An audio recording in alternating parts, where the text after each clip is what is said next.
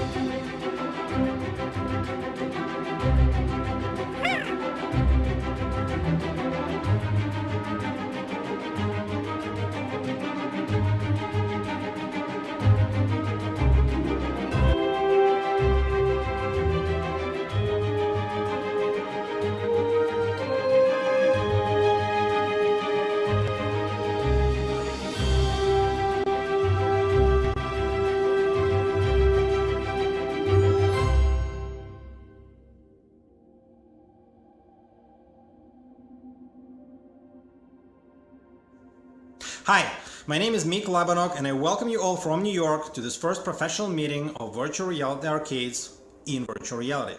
As many of you know, the idea of such a meeting has been floating around for quite a while, for maybe over a year. Back then the timing for it wasn't right and many of the arcades were still under construction. But as time went and as the number of arcades increased, it became obvious that the arcades need to talk to each other and they need to coordinate better. Indeed, VR arcades became one of the main success stories of the current VR cycle. However, this success is not really well seen by either the general audience or many developers or indeed by investors. And we thought that VR arcade needs some kind of a place where they can all come together and talk about various potential joint projects that can bring more visibility to this market. The second reason why we thought it makes a lot of sense to bring VR arcades together is because with the growth of this market also comes a level of responsibility. We thought that VR arcades need to more actively participate in the future of virtual reality in general and think about the place that VR arcades need to assume both now and in a long run in this industry. Lastly, this meeting also makes a lot of sense for developers. Developers who want to create content for VR arcade need some kind of a place where they can come and show this content to as many VR arcades as possible. But besides showing this content, they also need to assume a level of feedback, because today, in the environment of the information vacuum about how VR arcades operate, many developers create content under wrongful assumptions about what works, what doesn't, which platforms to use, what is the audience, and other questions like that. So for all these reasons, we just decided to put a stick in the ground and make this meeting happen. We took one of our previous experiences and just re-modified it for the current meeting. So please, we apologize for any inconsistencies, rough edges, and redundancies that you may see in the experiences. Definitely, if these meetings make sense, a lot of things can be changed and a lot of features can be added to such a meeting. But for now, we just wanted to have this first tribal of VR arcades talking to each other and deciding potential joint next steps and where they want to go together as an industry. So I'm very much looking forward to seeing you all, your avatars, in a bit, and once again welcome you all to VR in VR.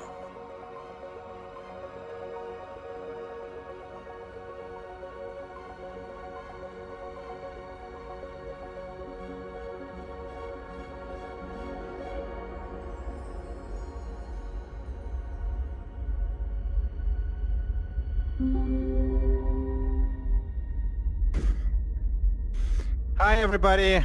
Whoa, we have a lot of people here. Hey! Welcome everybody to VR and VR. Thank you for coming. Really exciting to see you all, guys. Wait a second, I'll center you a little bit, and all other people who will be coming, they'll be joining on the sides. We already have quite a few folks here. Nice to see you all, guys. And all the planets around it, also nice to see you. So, let me give you probably a quick introduction into the experience. So as you know, this whole meeting was a little bit spontaneous, and we just decided to volunteer ourselves to use one of the experiences that we have created before to modify it for this particular meeting. We thought it would be completely boring. We just leave just a skybox, and we left some of the assets inside for you guys to be able to play around a little bit with this. Let me move a little bit further, to open the field. Yeah, I see activated question mark. Hey. Oh yeah, I was just trying to tell you to close the video because your voice is overlapping with the video and we can't really hear you. Yeah, well, that's it's gone now. It's gone now, so we're all good. A little bit of a background music. Yeah. So I'll give you just few instructions on how to use this experience. If you point at each other with your lasers, you can see where people are coming from, and you pull the trigger, you can see where different people are coming from. It's not going to work for all of you. Some of you who are coming from the countries that did not participate in our experiences before, they're not in the system, but for most of you, it's going to work. The second thing about this experience is right now you all can hear me, I cannot hear you. To make your voice heard, I have to basically physically activate you guys. The reason for this is twofold. First of all, we're trying to save a little bit on the audio traffic, and the second, from our previous experience, we know that there is a lot of background noise coming from the all of those VR arcades.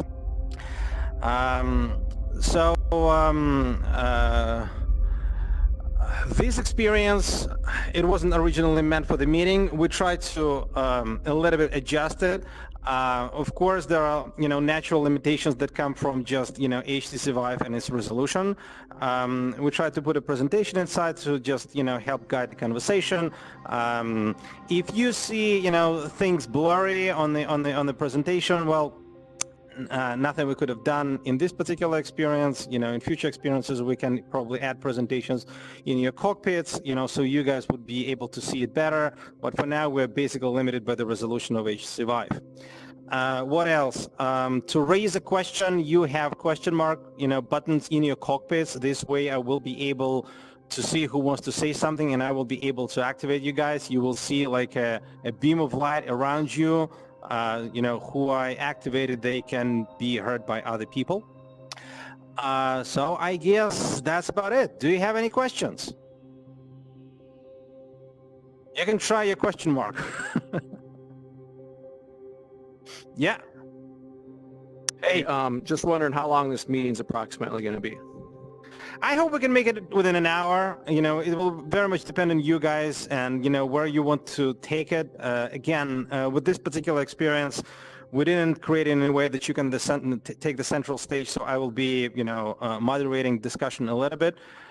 We also added a small presentation to help guide the conversation, but, feel free to take it in direction, guys. So if everything is clear, I think we can start. Let me pull it this way. You should be able to see a presentation behind me, guys. So we thought it makes sense to build the conversation across sort of three main areas. First of all, talk a little bit about the market of VR arcades and the VR market in general. See if we can share some of our best practices. Talk about potential collaboration of VR arcades.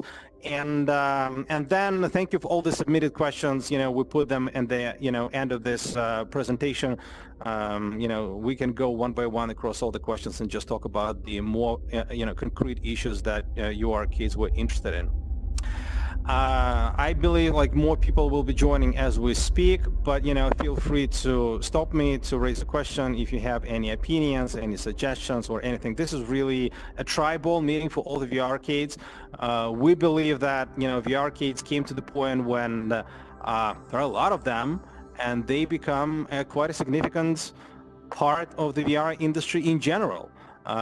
And maybe there is a way how all of this can be organized a little bit better, and VR arcades can really take a driving seat in VR industry in general, if we can organize ourselves to this point. So let's try to go forward. Here's a quick presentation.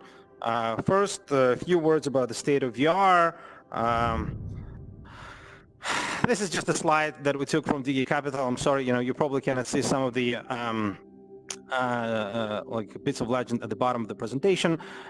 We thought, what can describe the state of VR better, and probably there is nothing better than the dynamics of investment in the field of virtual reality. As you can see, the investor participation in VR and AR has been growing over the past years, not surprisingly. However, the biggest spikes in these investments usually came from just, a handful outliers, usually in the AR field. So if you look at this chart, if you remove just the blue, tall blue columns and, dark blue columns, and in the last bar, the yellow part from the Niantic investment, yeah, well, the investment in virtual reality, they have been probably a little bit flattening in the last year or so. We are probably all digesting the last news from the Consumer Electronics Show this year that was last week.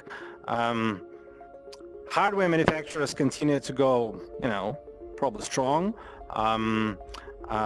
We believe that, the announcements that were at the CES were, pretty positive for the field of virtual reality arcades in general.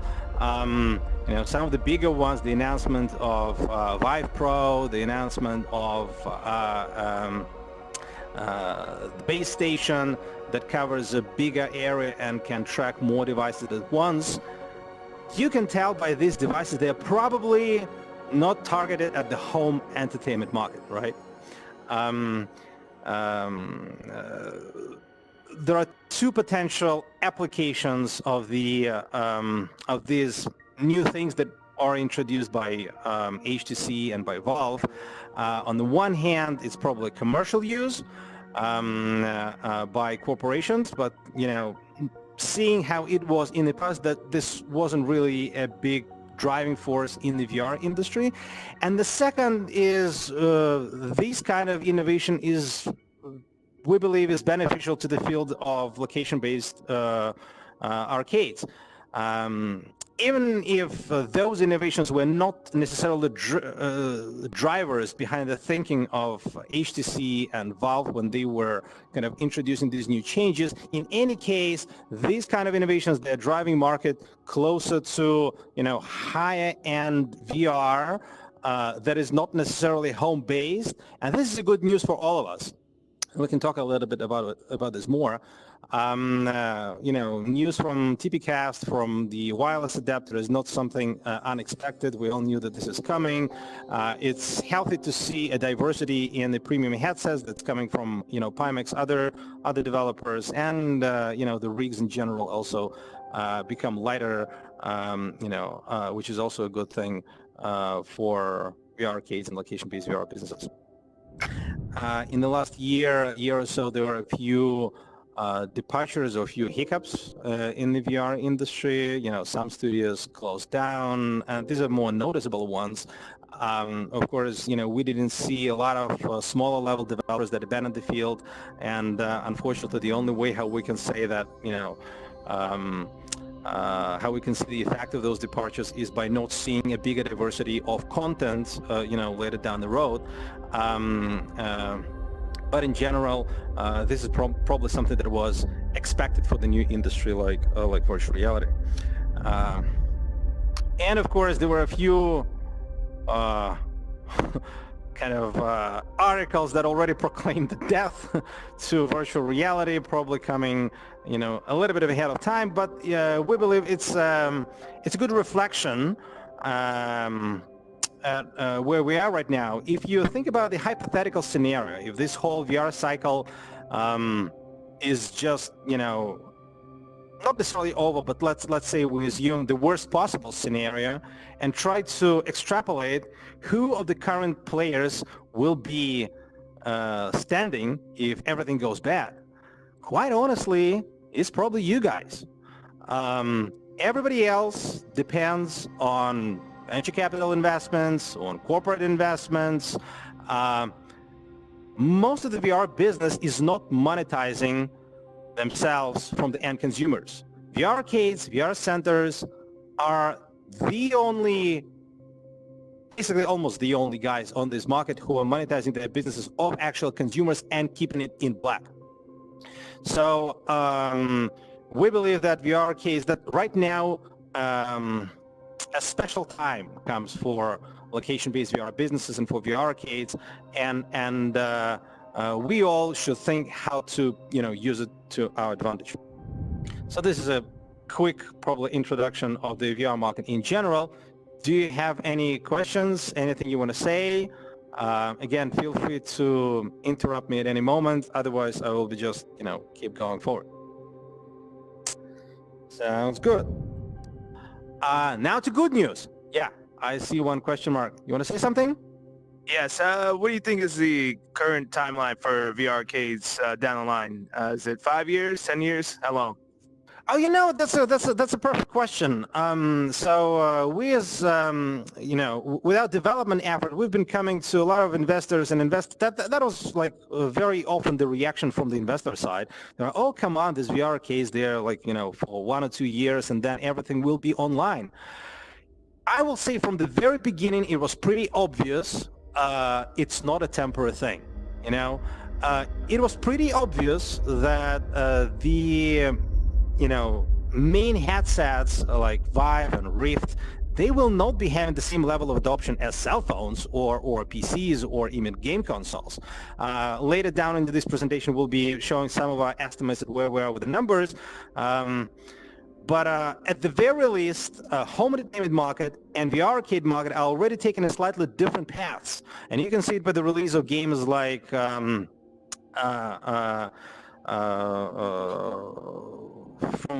games from Bethesda,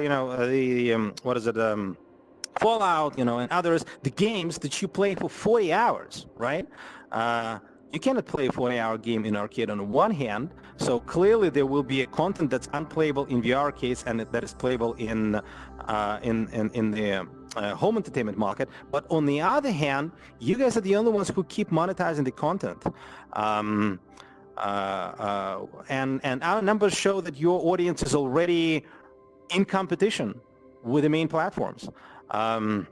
So we think that VR arcades are here to stay for a long time. They might evolve. They might slightly change. They might slightly modify. They might not be called arcades, but become something more of, VR theaters. But we believe it will be the difference between VR arcades and the home entertainment market will be somewhat similar to the difference between film industry, movie theaters and television. So the content is different, but there is a lot of overlap. But we think this relationship will be even more complex. Yeah. So right now, as we all know, the approximate number of VR arcades in the Western Hemisphere, mostly North America and Europe, and also South America, parts of Middle East, Africa, we're talking about roughly 300 VR centers, which is a pretty decent number. So there is not a lot of information about how many devices are right now on the market. You probably cannot see all the numbers here. Don't worry, guys. We'll forward this presentation to you later. There was more or less accurate, but at least widely accepted estimation of the Vives and Oculuses on the market in the beginning of the 2017, and Vive was leading, almost twofold over Oculus. Then Oculus kind of closed this gap. But in this period of time, the number of VR arcades has grown tremendously. The orange line on this graph, it's our estimate of the unique visitors, annual unique visitors of the VR arcades just in the Western Hemisphere alone today. So you can see that the audience of the arcades in a year is comparable with an audience of Oculus and Vive. And we believe it's even exceeding the home-based audience of Oculus. Things might actually be even better than we think, because on this graph it's not necessarily sort of apples and apples, it's a little bit apples and oranges. Oculus and Vive numbers are mostly for the entire for all the markets for the entire globe, and location-based VR centers is just the Western Hemisphere, because the Chinese market is very complicated. I see a question mark. I'll activate it in a second. Yeah, you want to say something? Nope. Yeah. So we believe that these numbers are actually stunning, and not a lot of people know it. Not even arcades realize that they have basically become the second major platform right now, and probably even exceeding in terms of their audience both Vive and Oculus install base. It's not only that arcades not necessarily possess all of this information. other participants of the markets don't have it. And these actually starts to affect the rest of the market. When developers that want to create content for you, they come to their investors and they say, hey, we want to create content for VR arcades. The investors' reaction is usually, it's not necessarily negative, but it is filled with ignorance, and they just don't know. Oh, how many of those arcades are there? Like, we don't know anything. We've heard, yes, there is IMAX VR, and it has like 3 or 5 locations by now internationally, probably. We know that, some of the biggest chains that are present here, they have up to 14 locations right now, and it keeps going up. And all of you guys have improved your positions on your own market, either by the increase of the number of locations where you're present, or by just seeing a big number of people who are coming to you. So we believe that VR arcades are right now they're standing in a great spot.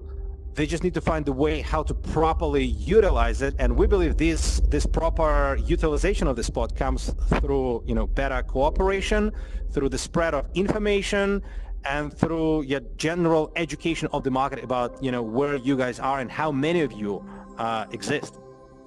So that's the good news. A little bit of questionable news. Here I have to say thank you to Springboard VR for collecting all this data and sharing with all of us about the playtime in VR arcades among different games. So you can see that the top 12 games of the last half a year, they've been basically providing over half of the playtime in VR arcades. The library of VR arcades is very heavily frontally loaded. Probably the next slide, shows it even better. So this is how the main, again, you probably cannot see all the names on the right, but it doesn't matter. First of all, you will see them once we send this kind of presentation out, but the most important numbers are on top here. This is the share of top 12 games. And you can see that starting from July 2017, the disposition of the games, of the top games, wasn't really changing much. People are playing the same games over and over and over again, and this is probably the attribute of the fact that most of the people who come to VR arcades, or at least a big chunk of the people who come to VR arcades, they're coming for the first time. And there is a particular set of games that are easy entry points for newcomers. Yeah, I see a point from Canada. You want to say something? I would like to point out that the highest market share over there, Arizona Sunshine, we've noticed has one of the highest learning curves due to its reloading mechanic, and it has replayability through its story mode. So you have 2 players come in again and again trying to beat the game due to its checkpoint mechanic. So that's something specific to Arizona that no other title on this list has. Yeah, that's a perfect point. Yeah, thanks for that. That's pretty much what we are saying here. On the one hand, there is, as you have said, it's an easy entry point, it's an easier learning curve for new participants. So we know that people who come to your arcades, you cannot say they're not geeky. They are in a way geeky, but they're not as geeky as those who put Vives in their basements, like myself. So, like most of you probably. The audience in VR arcades and the audience of the home entertainment market is different.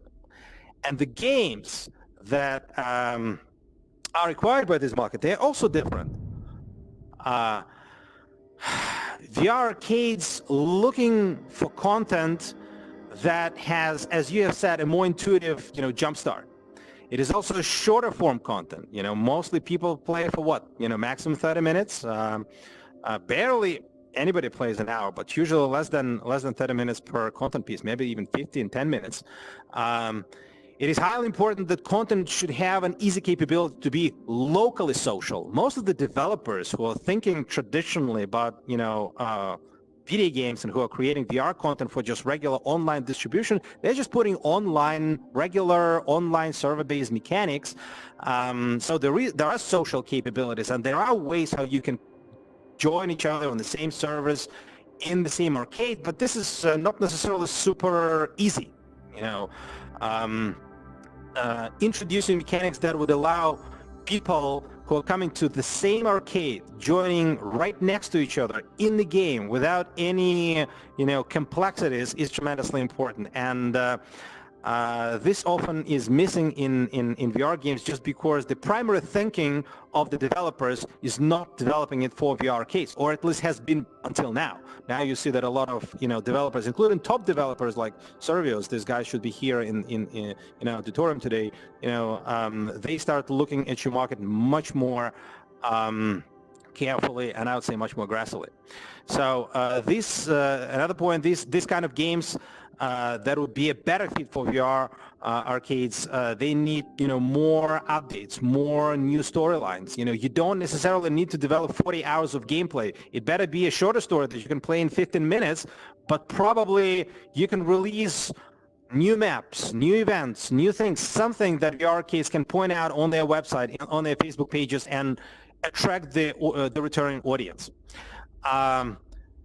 Developers need to come with terms of having an adequate cost structure. Again, if you're developing a super long game for a home entertainment, and if your arcade is buying it, you guys are using few battle scenes or few levels from a game, and if a game is developed for 8 hours of gameplay, you can bet 70% of this game you're not using. So you're basically overpaying. It needs to be a different type of a game that allows to be utilized completely, and that VR arcades, they're feeling that every dollar they spend is worthwhile.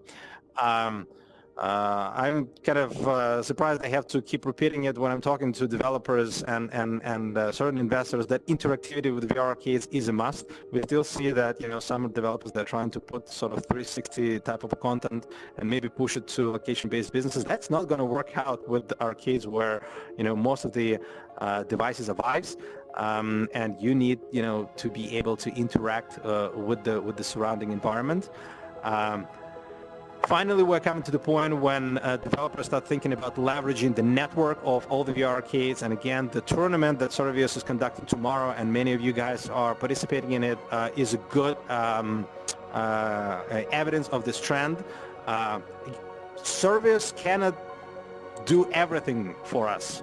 They cannot be creating endless number of games with endless number of tournaments.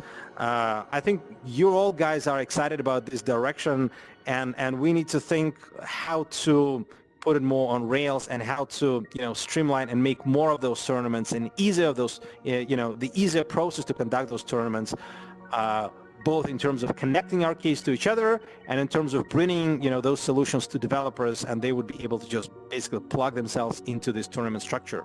And finally, adequate business model. This is something that probably deserves a longer conversation, the industry is still evolving, and there is this long debate, as we saw it on our Facebook pages, between developers and VR arcades, who has to carry the content risks, and how to make the ecosystem work for both sides. We want to stress out that we all, developers and arcades, we're in the same boat, and we just need to find a formula that works for everybody. On the one hand, developers, they're trying to get access to better revenues. On the other hand, it's understandable. It's not the role of arcades to decide who's going to be the next Tribeca Film Festival winner. You don't see movie theaters buying films from Paramount Pictures, right? So there is a more complex type of relationship. So that was like a quick introduction across the market of where we think the VR market in general is, and why we think arcades came to the point when they become quite a significant force. Still a little bit not fully organized, and there is no definitely not enough information. But you guys, you are already in getting to the leading position right now. What it will be in 5 years, in 10 years, I don't know. But right now, you're close to be a leader.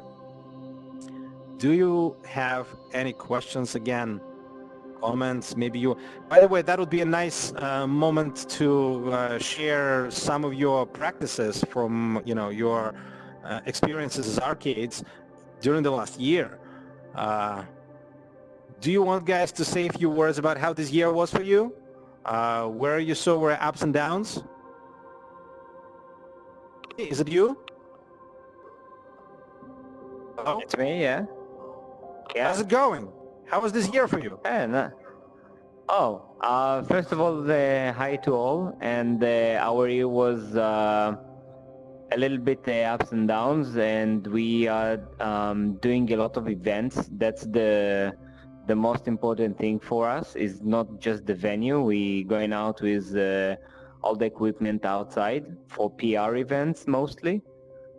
And I can tell that all what you say is really important, because we think that Steam will be going down, and we have more than 10 companies in Israel that bankrupt last year because of they just brought Steam, and we have a lot of problems with the new development, because the business model is really not good. I mean, the ROI is really tricky. We can't buy a lot of things, and that's the most problem for us. Yep. Thanks. Leandro, is it you over there? Can you hear me? Leandro. No? Você botou uma Leandro, is pergunta it aqui? you? No. Anybody else wants to say a few words about, how the year was for you? It would be interesting to hear from kind of big arcades, guys who have, maybe multiple locations. Yep. Yeah, you say something? Andrea, is it you? Sorry, guys, I can't see your names. Hey, I see over there somebody wants to say something. Hi. Yes. Hi. Do you hear me? Yeah. Yes. Sure. Yes. Sorry for my bad English. I'm currently owner of virtual room, and in 1 year we have opening 15 place in all the world. Nice. But we don't have actually a real arcade places, because we have only one experience. We develop ourselves our experience, and we think it's not the same than the arcade. We are more like an entertainment or a movie theater or something like this, but it's not like an arcade, because we don't have many multiple games. And I think this year is really good for us, because we have many people come to us to open other virtual rooms in the world, but now we think too it's better if we can cooperate with other VR arcade game to negotiate with Vive and Oculus and some guys like this, because it's really difficult to talk to them, because we are small, and it's really to talk to them. So I'm really happy to be here and share about it. Yeah, that's a good point. I think we're going to talk about equipment a little bit more. I see somebody from the UK. Leszek, is it you? Hello? UK? I can hear you. Oh, your audio doesn't work. Yeah.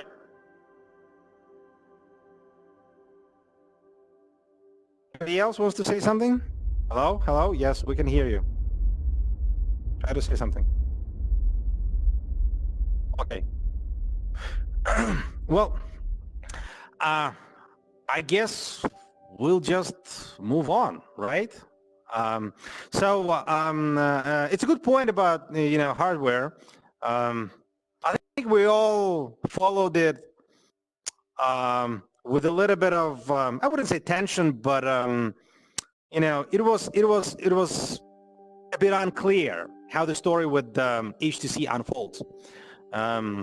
We've been long stressing out that HTC had these all the losses in the previous years, right? And this country could have gone. This company could have gone, all kinds of directions in terms of, it's not necessarily super safe.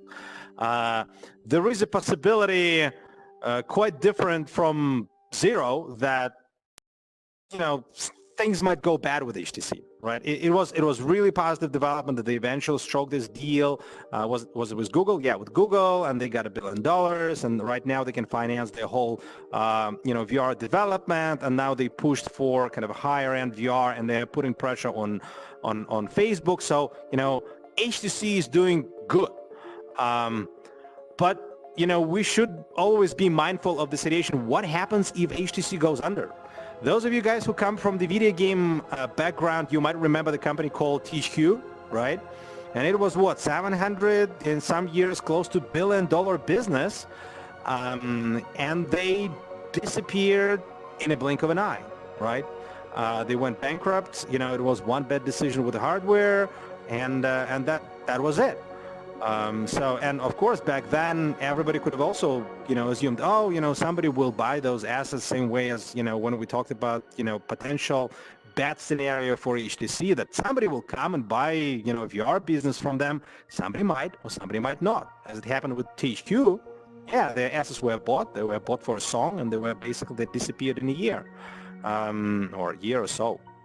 So with all my kind of tremendous respect to this company, I knew a lot of guys there, and that was a fantastic team. And you know what has happened to them was very unfortunate. But this says that nobody, and especially not hardware manufacturers, are safe. Yeah, I see this Earth. Thank you. After conquering this planet, we're going to go to over there, Saturn. We should populate it with arcades as well. So what I'm trying to say is, for VR arcades, I think they should be mindful of the hardware situation. If something bad happens to Vives, there needs to be a plan B. Well, first of all, it doesn't need to be something bad that happens to Vives. You've all seen that, you know, HTC rolled out Vive Pro. And for now, you all can be using regular Vives, but God forbid, you know, in the future, HTC decides that all commercial businesses should switch to Vive Pro. It's probably better to negotiate a bigger deal with HTC, and I know they are open to this bigger kind of deals. If VR arcades coordinate between themselves and come together, from my conversations with HTC, they are very much open to this kind of bigger deals. And quite honestly, you guys don't need that many Vives. Our estimation that between all of you, we're talking roughly about 1,500 Vives. It's not a huge amount. Even if HTC disappears, in the worst case scenario, you know, you can all take Pimax or some kind of other premium equipment that that fits your businesses and has commercial use license. But in any case, this kind of a risk is something that VR arcades can mitigate by just working together and having a joint forum where they can come and talk about those risks, and in case something happened, come to a producer of hardware and just negotiate a deal for everybody. Okay, so if you don't have any more questions or anything else you want to say, so to direct this conversation, we thought of putting forward some of the ideas of how VR arcades can cooperate a little bit better. And this is at least something that we know can be done. We can do it. You know, many of you can do it, guys. We know that many of the arcades are having internal development teams right now. The guys in New York, Jump Into the Light, have been developing their experiences forever, for as long as they exist. We see, growing effort of internal development among many of you. Leandro from Brazil, I remember you suggested actually coming up with some game concepts and approaching some of the developers in markets where you can do it with better cost and still high enough quality. So all of you guys have some connection to content. This content that you start developing internally, or the developers that independently trying to create for you guys, it needs to have a better channel. And we believe that there are all capabilities for you guys to, take control of the content situation and make sure there is more content that is designed specifically for you guys, but also that you benefit from this content better. So let's talk about some of the thoughts that kind of we wanted to kind of throw into this forum and see what you guys think. But in general, any contribution, any additional thoughts, any ways how to elaborate on those ideas and how they can be implemented, they are very much welcome. And we hope forums like this could be like a good place to talk about these things. So one thing is, of course, tournaments. Again, The thing tomorrow, Sprint Vector, the round one of the competition. I don't remember. 34 locations are participating in it. This is a great start, and we believe that more and more things like this should be introduced onto the market. This kind of things, they're really the ones that bring buzz, and importantly, returning customers. And we believe that returning customers is something that. Hey, you want to say something? No. Returning customers is something, it's basically the next big challenge for VR arcades right now. You already made a splash on your own market. You already introduced your first coming customers. Right now, the goal is to bring returning customers. Hey, yeah, you want to say something? Hello, can you hear me? Yeah. Hi. Hello, Yep. Zenon VR Poland. Actually, if you Hi. are saying something about regular customers, how do you deal with savings the game? Well, there are some levels, and regular customer wants to pass some levels. How do you sort savings, the levels of the game? You save, well, that's a good point. One of the reasons why you want to save it is probably because the game wasn't necessarily developed for VR. So we basically reverse engineering games that were designed for. Yeah, I will activate just both of you guys. I think you wanted to say something. So to answer, Go ahead. I'm from Synthesis VR. My name is Shabir. So yeah, to answer your question, yeah, we do provide an arcade management platform that you could actually save games, and actually also like how it shows in-game arcade video and recording. You can actually stream live on YouTube or Twitch using our platform, as well as, you know, manage your arcades and things like that. So I just want to show it out there, so that way you can actually, like, when a customer comes in, so that your customer retention is really high, because like especially for games like Arizona Sunshine, where they can actually save, so whenever they come in, they can play from the same place where they left. Yeah. So basically, the arcade management software, and Shabir and Kamen, they were, besides running an arcade, they've been kind of developing some of those software, and you know, you can try it out and see how it helps with this. Yeah, go ahead.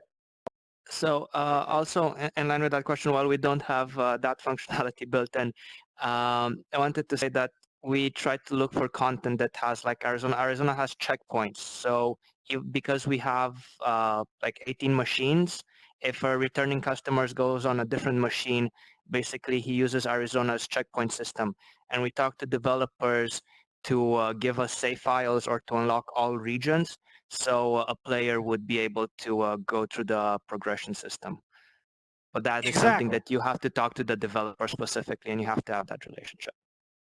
Exactly. So once again, it comes to the fact that games were just designed in, I'll deactivate you guys, it's okay. The games, they were just designed in not necessarily thinking about the arcades, despite the fact that you guys by now might be you know, the leading source of customers for them. This will be changing, and developers will be developing more games specifically designed for arcades. So we believe that this functionality will improve. But even developers, they operate largely in a little bit of a vacuum about information, in a vacuum of information about how exactly the operations in arcades run. Even sometimes they are confused with platforms for which to develop. So there is basically lack of information about developers, what they need, and we believe that VR arcades need to sit a little bit more in the driving seat in terms of development effort, not necessarily developing things themselves, but at least creating channels and creating better information flow with developers and with the market in general to help guide this process. So a few more words about the tournaments. Before Servius, last year, Wargaming also organized like a kind of a tournament. They had like a Western-style shooter game where they had kind of a several teams in 32 locations actually kind of fighting. But these are two most notable examples. And we believe that many more games, and not necessarily games, other experiences can be designed along those lines where multiple arcades participate together, but you know, tournaments is probably the best application for it. We believe that VR arcades need to give a better guidance, and this guidance needs to come through better coordination. So if we have some kind of a body some kind of a, I don't know, a body of VR case that creates those guidelines and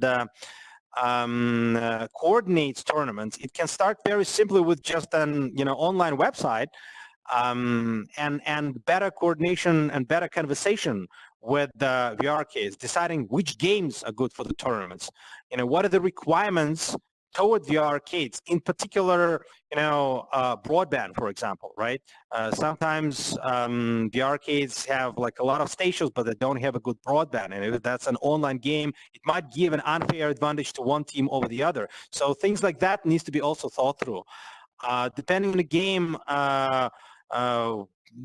we might be kind of identifying what should be a minimum number of stations per arcade to make an arcade qualify into a tournament. For example, not less than 5 or not less than 4. Again, depending on the game. But there are games where you don't need to play simultaneously in teams and play basically one after another. So then it would be having different type of requirements. Broadband, I mentioned, maybe other kind of equipment. It would be super awesome to broadcast actual videos from arcades online. So one of the things that we have been toying around internally is creation of a platform where you take an in-game video, an in-arcade video, and basically mix it and broadcast it into YouTube, into Twitch, into Facebook, all other channels. We believe that this is potentially kind of a tremendous opportunity. On the one hand, you all guys have seen a spike in the esports and how esports have been rising recently. You guys, you bring a very interesting combination of esports and almost like an actual sport. It's an actual often a physical exercise, and if the broadcasting is done properly, if there is a platform that combines in-game video with in-arcade video, and it goes with a good commentary, and I'm pretty sure that on staff, you guys have a lot of interesting people, and some of them could be very nice commentators. And you guys could be organizing tournaments between themselves and basically broadcasting them into a particular place. This will be a tremendous popularizer of the idea of the VR case in general, starting from just, people being able to see you on YouTube, not just individual feeds from all of you. Yeah, you all put, a lot of videos on YouTube and a lot of videos on Facebook, and this is what you should be doing. But right now, this looks a little bit sporadic. It doesn't give the feeling of weight to the market, like this black hole, right? It would be super awesome if video broadcastings are organized that bring tournaments and that show multiple arcades together. I think the guys at Servius are thinking about something like this because they're asking you to record, your experiences. Maybe some of this will be broadcasted, but again, this stuff is post factum. We believe that tournaments, the first step for tournaments will be just a simple coordination, but the next step will be coming to the point of joint broadcastings. So tournaments is one thing.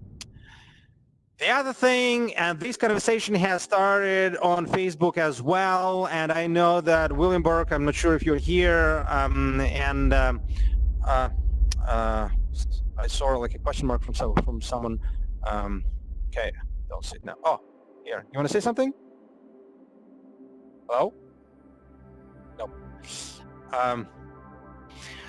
So some of you guys, some of the developers and some of the arcades, they started talking about kickstarting things, about creating some kind of a crowdfunding platform to guide game development.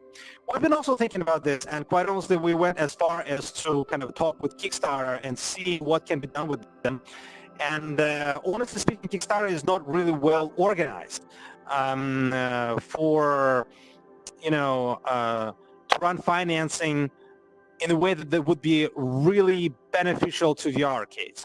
So we thought, why not to make a platform that would be driven by the arcades themselves. I don't know, maybe by some kind of arcade league or arcade association, or just a group of arcades, maybe some commercial entities, but basically create a crowdfunding platform that wouldn't be necessarily a replica of Kickstarter, but would allow a competition between developers.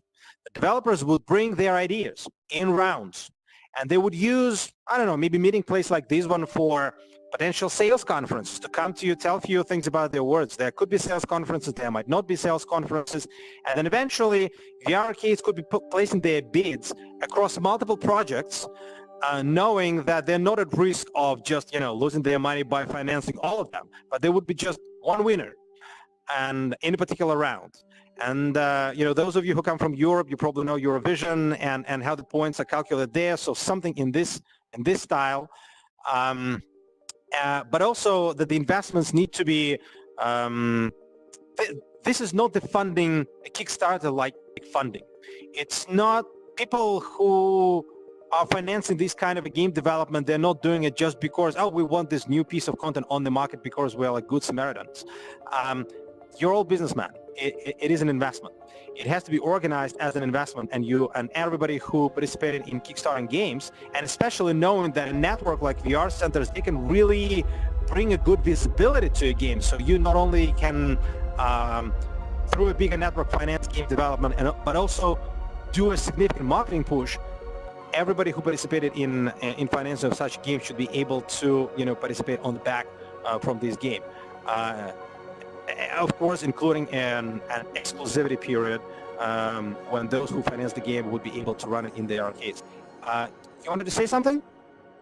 Yeah, sorry. Yeah. Can you hear me? Yes. Go ahead. Yep. Hello, everyone.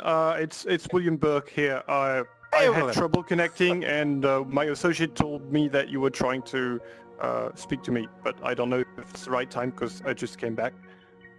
No problem. I was just mentioning we started this conversation about the crowdfunding initiative, and you were one of the people who raised this question. And on the next slide, I will just go through more points, some of our suggestions, how we thought, there could be a compromise reached between the arcades and the developers, how to better crowdfund these platforms, this content. But, yes, we believe that crowdfunding platform is something that is easy to do and can make a difference for VR arcades, not just for developers, because they are definitely looking for more funding to develop things for you. And quite honestly, as I've said, on the investor side, things got a little bit frosty for developers. But also for you guys to get the content that is exclusive to arcades, and this would be hugely important in competition with the home entertainment, but also the content that has a much better fit to VR arcades and that is organized according to the needs of the VR arcades.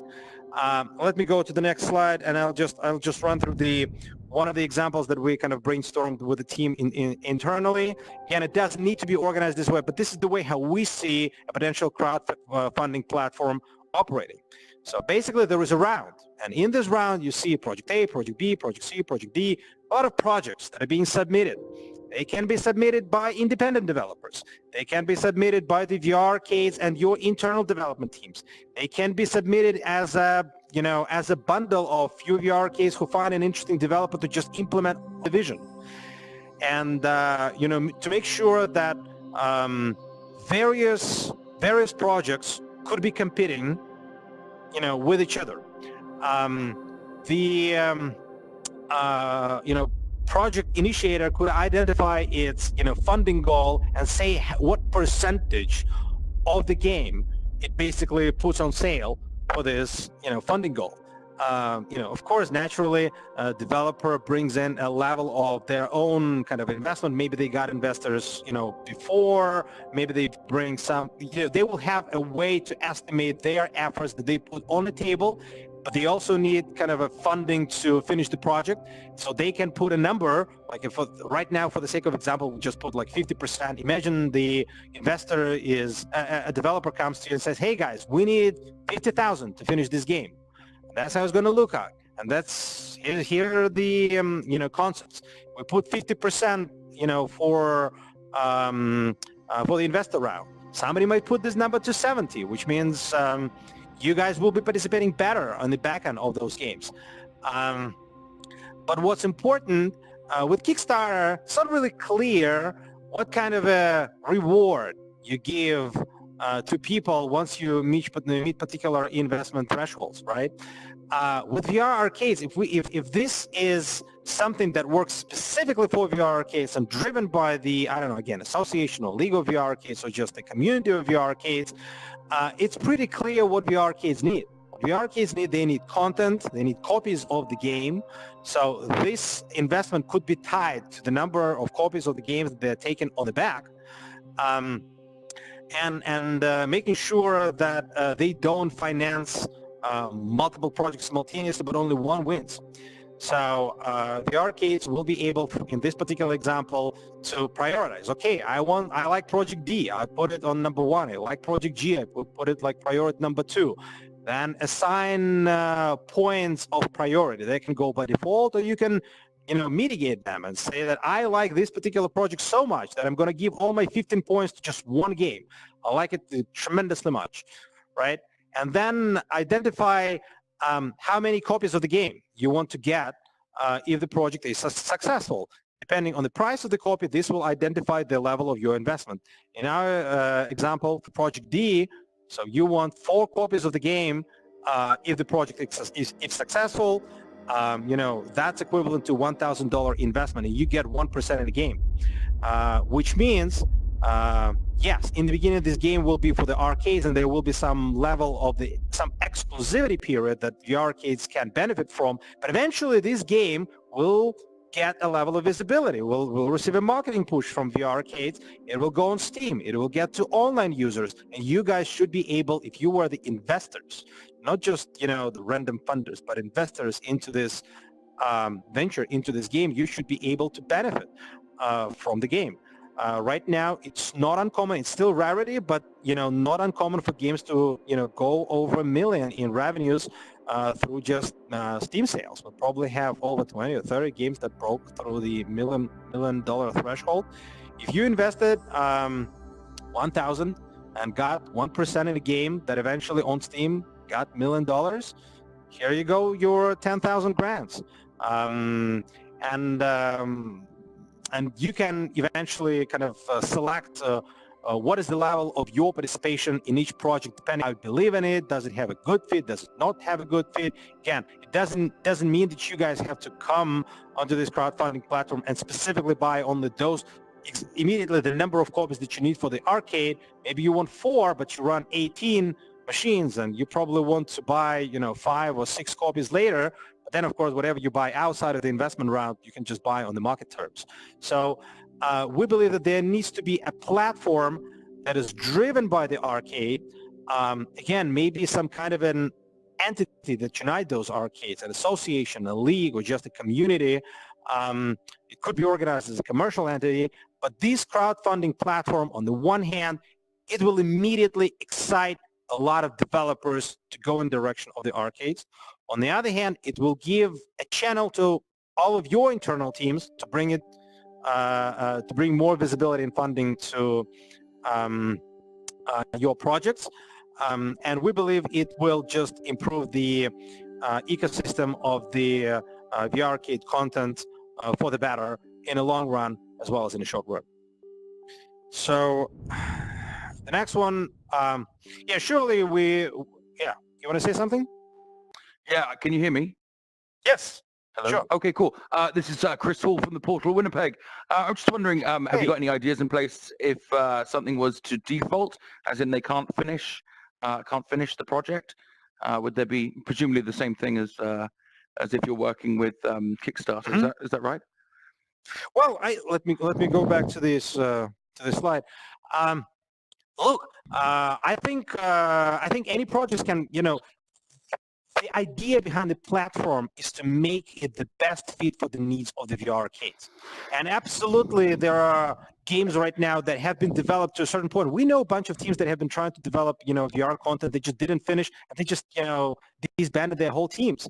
Some of the teams that just put their projects on shelves, and they're very much worth reviving. So in this particular example, if a team has already developed the project to a certain level, and they say, hey, we need just to finish this project, and we just need whatever 30% of financing, maybe even 10% of financing. You can put in this platform, and people will just throw in money and help you finish the project. The potential downside in this particular case is if your arcades are coming into supporting the project for the reason of investment, they will think, okay, they're putting just 10% inside of a project for like a public investment. I won't be getting much on the back of it as an investor, but I will still get enough of it if I'm just interested in the number of copies. So I think that might be a really good avenue for the unfinished projects, for those that need to kind of get to the market. Yep. Cool. Thank you. Anything else? Yep. Sure. No, that's all good. Yeah. So again, as I said, content right now is the biggest problem for VR industry in general. And you have guys seen it on the first slide that content is the one that gets the least amount of investment right now. And everybody mentions it as the main problem. There is simply not enough content. And content is also, becomes a problem for arcades. And, right now, a lot of you guys might not necessarily see it as a problem because you already see a lot of, hundreds of games on Steam. And for now, it's enough.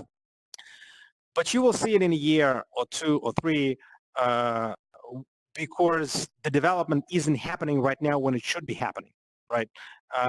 We see the slowdown on the investor side in terms of support of the content. Most of the investors, they are, relatively happy and okay to jump into technology type of, projects and startups.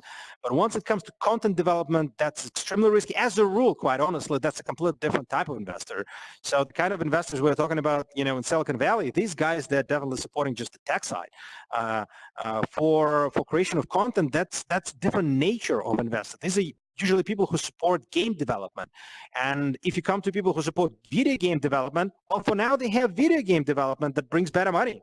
While the arcades not only need more content, they need a content that fits them better. The interesting part about the content for VR arcades that it doesn't need to be as expensive as the content for home entertainment. You don't need to create something that you have to play for 40 hours. Those are usually simpler experiences. You need to squeeze in quality into a shorter period of time. You need to squeeze in your quality into like 30 minutes. Let me activate it. I see your question marks.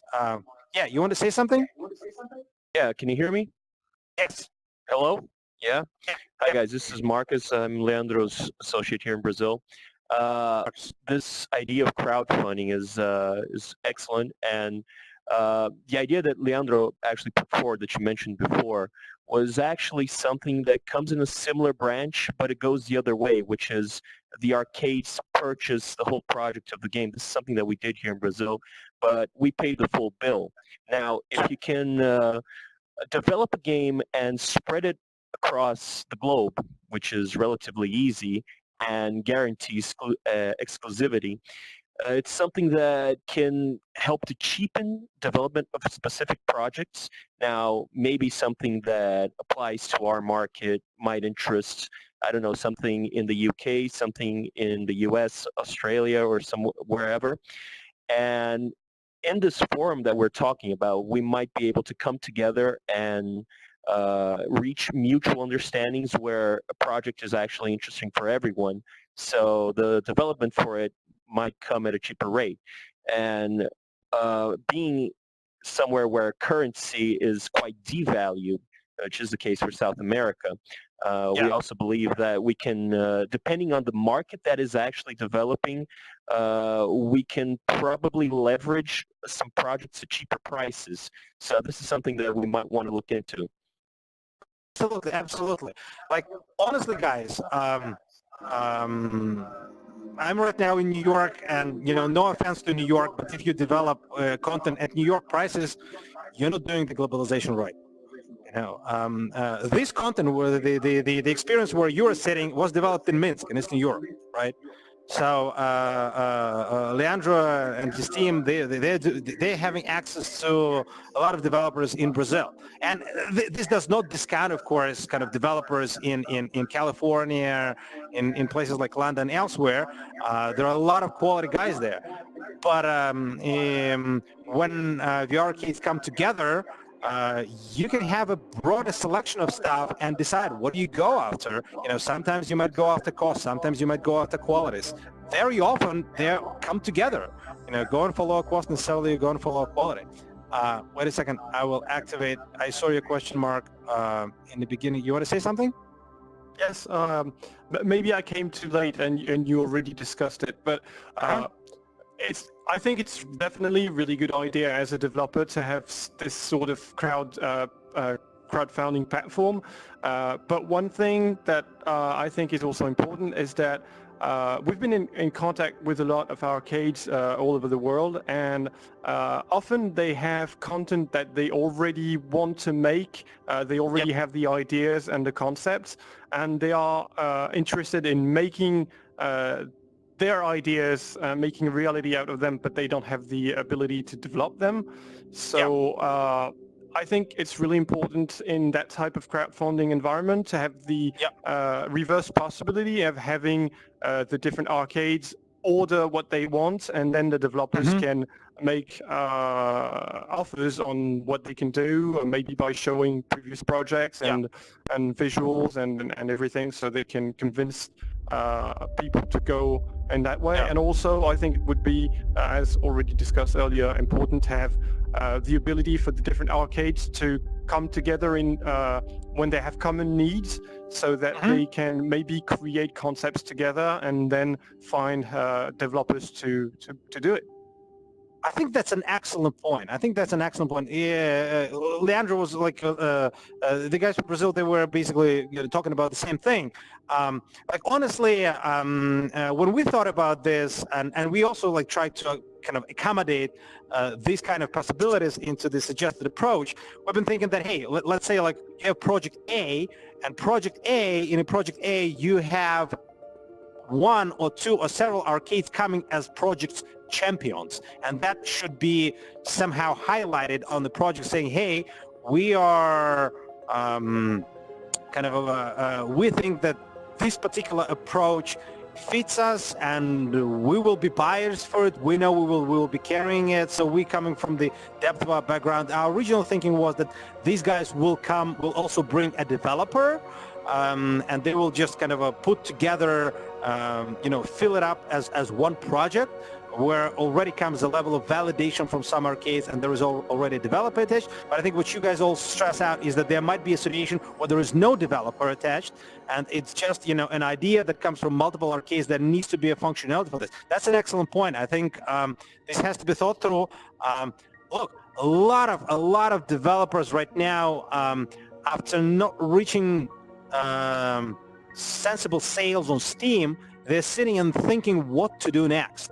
They want to create for arcades. They miss a lot of information about how to do it. They definitely miss a channel, and nobody's giving them money to develop it for you guys. At the same time, for most of the arcades, we're talking about the money level of 500/1,000 per arcade for a decent project, and this is definitely something that arcades can afford, and condition that the business structure of the deal is beneficial for them, and you don't need to pay 5% to Kickstarter, as in the Kickstarter case, but most specifically, it's also designed in a way that it's very clear what do you get back. Hey, I'm getting that X number of copies of the game back.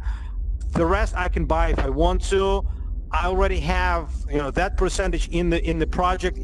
Once we push it through the VR Arcade channel, it becomes successful. It gets noticed on the market. Then it can go to Steam, other platforms, and just money start coming directly to those people who supported the project or who initiated it.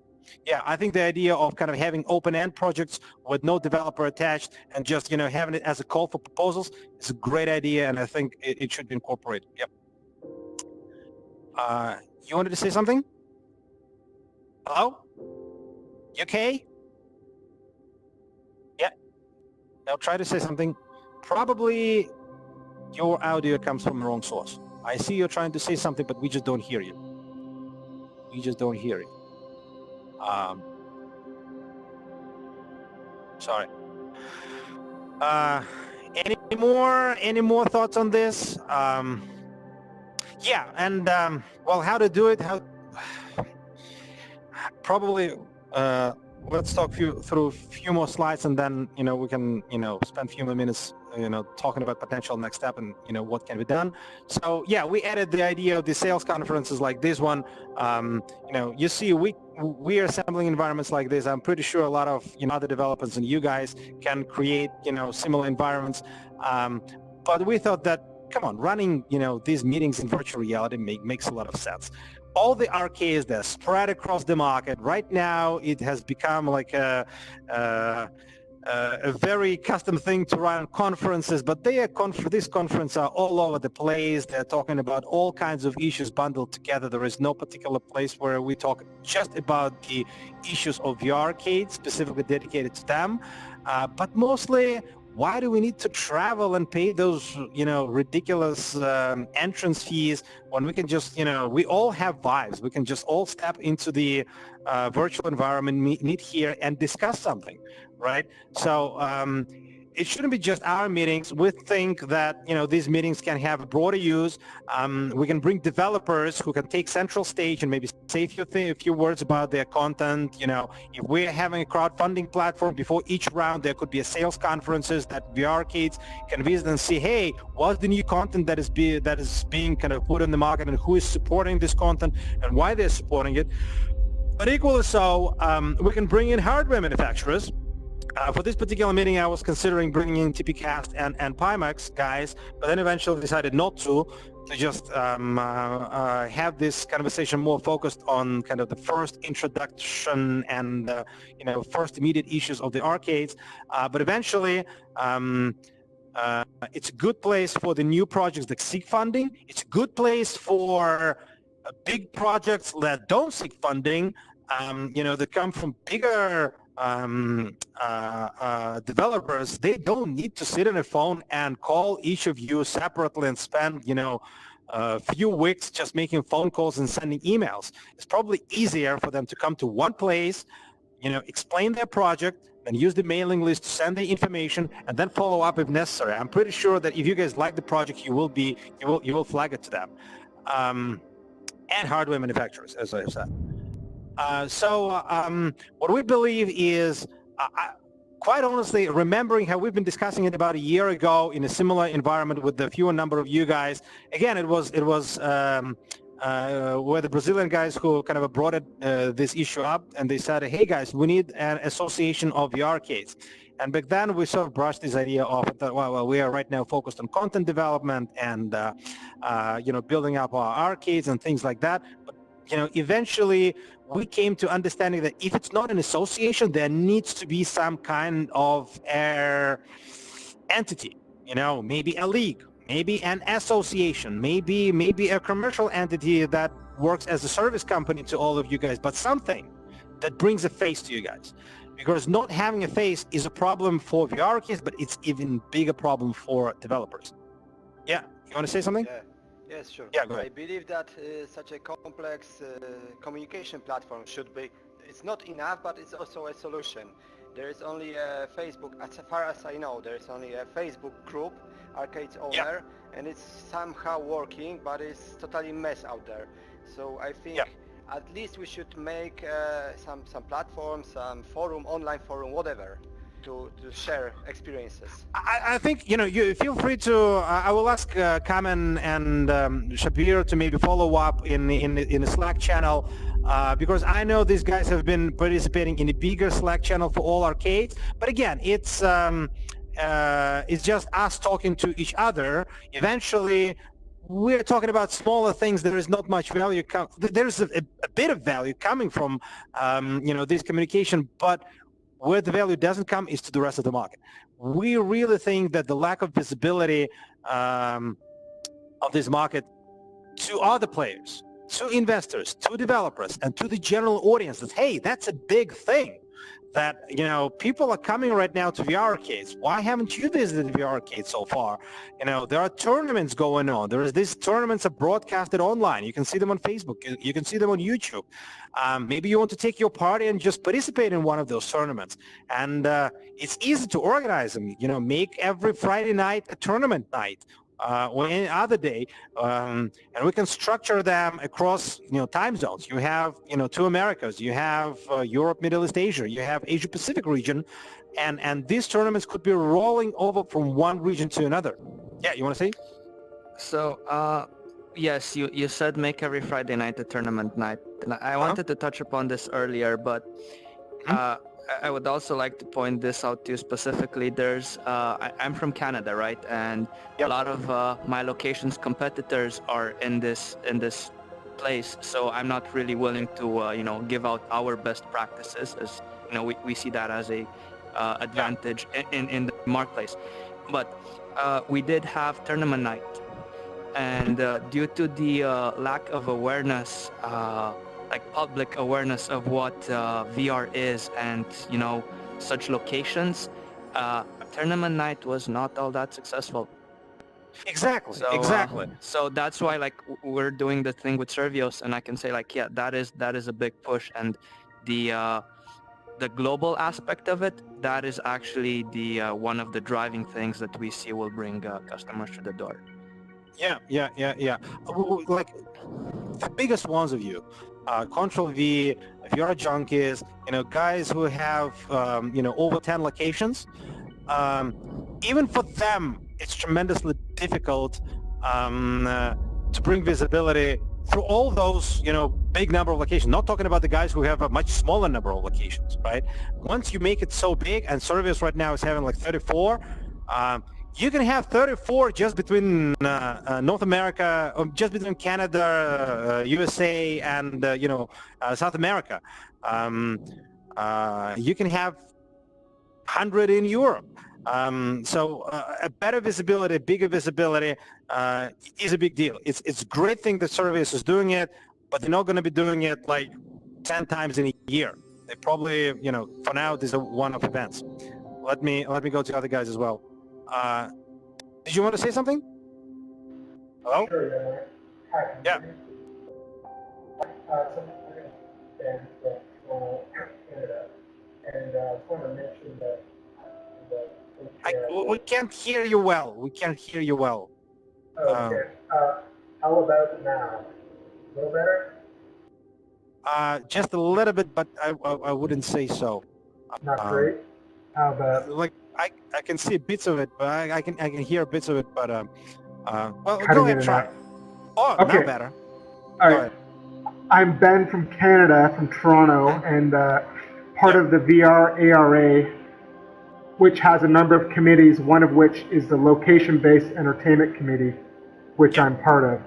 And we are organized to serve this entire industry and looking for general volunteers to participate, where we create things, best practices and white papers, and put on conferences. And there is a conference going on right now over the course of this week and next, online. Cool. Yeah, VRARA, and specifically next week, Tuesday, 2 p.m. Eastern, we have a haptics panel, which is aimed at the arcade owners and using haptics within arcades. So, just in terms of associations on the topic, we're definitely set up for location-based entertainment arcade associations, and just encourage anyone who's interested in that to check out the VR ARA for that kind of stuff. Nice. So that's another avenue. Are you guys? My understanding, you're broader than just location-based association. You're like covering a lot of players, but there could be like subsections in your association. That's how it works. There's global chapters all over the place. However, it's broken down into committees across various vertical industries, and one of them is location-based entertainment, which I happen to be a co-chair on that committee. But there's many other enterprise and advertising and blah blah blah. But our committee, location-based entertainment, is the one where I think the entire industry is really looking at right now, and what you guys are all here. So it's pretty interesting. So this is one of the directions that you guys can discuss. You can participate in this association. Or think about any other ways how to organize themselves. But the idea is that there should be some kind of an entity that can collect funding and drive projects specifically designed to benefit all of you guys and follow the instructions from you guys. Yep. Thanks. Did you want to say something? I kind of wanted to say the same thing about the VR AR association, and as a developer, I wanted to say that developers follow the guidelines and best practices mentioned, for example, by the Oculus and Steam regarding the design of VR experiences, and the same should apply the best practices and what's the most important driver or what you guys actually need for your clients, and that set of best practices should be like collected and for example by that board of VR and AR association regarding location-based entertainment, then it should be published as guidelines and best practices. Nice. So can you drive creation of platforms like this? I mean, I understand you're not the association, you're probably a member of the association. Do you think this association can drive creation of platforms like this? Does it mean that, all of these VR arcades that are participating here, they can become a member of these association, and such an association would be able to create, platforms like this, like crowdfunding platform, tournament platform, there are, of course, tricky legal issues as well. That's why I was not sure whether to push forward entirely with an idea of association, because once we're talking about tournaments, there can be a profit element in this, and it's okay for association to have profits, but then it triggers all kinds of accounting issues. Depending on association, they might want or not want to be involved in activities that smell commercial. They're not necessarily commercial, but they might smell commercial. If we're talking about tournaments, for example, an association like this could be having broadcasting rights, right? But it really needs to be like a channel through for VR arcades to eventually benefit from those broadcasting rights. VR association is basically a tool, non-profit tool, to organize interests and streamline activities of VR arcades. The real beneficiaries of this joint activity need to be arcade. That's why it's an open question whether it should be organized as an association. And I think association is a good example, is a good idea. But if you can think of what could be the structures that can drive projects like crowdfunding, like tournaments, like video broadcasting, like deals with hardware manufacturers. Here, by the way, this slide basically outlines potential applications of these like associations. Could be commercial league, for God's sake. Tournament league, broadcasting, crowdfunding projects. And I remember guys from UK they've been even suggesting to the point that we should crowdfund marketing of the entire VR arcade community. That VR arcades need to get better noticed across all markets, and there could be a marketing initiatives, purposed to just drive the general audience attention towards location-based VR in general. That, hey guys, go to arcades. Find in your city an arcade and go to arcades. These are the things that people are doing there. So these kind of centralized marketing solutions, definitely hardware deals. As I've said, guys like HTC, they are open to the marketing deals, but from my perspective, mitigation of hardware risk are even more important than just immediate hardware deals. And don't forget, guys, that if HTC tomorrow decide that all commercial entities need to run Vive Pro as opposed to just regular Vive, all of us will have to go back to HTC and renegotiate individually replacement of your existing equipment for the new one. I don't think they will trigger it this year, but the fact that they introduced a higher level, higher price hardware, it says that, that's a possibility. So it's always better to come as one entity, something that really represents VR arcades, either specifically VR association, or as you're saying, as you guys have in Canada, like a bigger association that represents VR arcades among other things, and be able to sit across the table from HTC and negotiate a better deal for everybody. By the way, something that we didn't raise, one of the issues that we didn't kind of mention in this conversation is collection and sharing of the market data.